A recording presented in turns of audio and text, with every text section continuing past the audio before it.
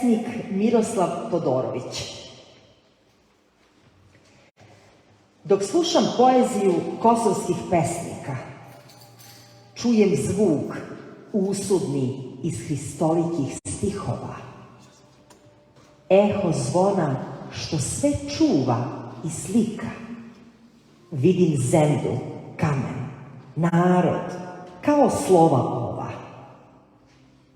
I to pod tišinu u ramu pesme, kao da je sve u tom krugu živom, omči koju bezdušnici stežu od pamtiveka rukom nečastivom. Davor pesmo, Davor tugo naša, iz tmine pojanja glas stiže. Ono što beše, ponavlja se danas. Nema suza više, suze smo isplakali. Iz suza pesmu usudnu ispevali. Trpite, no pevajte, iz pesme će se sve objaviti.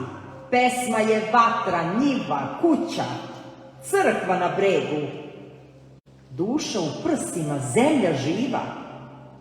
Iz nje se čuje, iz nje će se i spasenje javiti.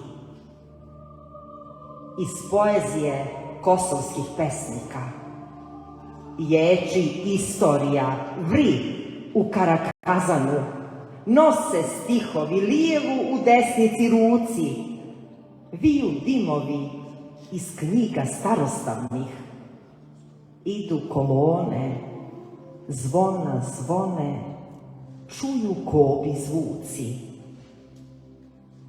Ječi bez daha tišina, posle svega samo stihovi, istina.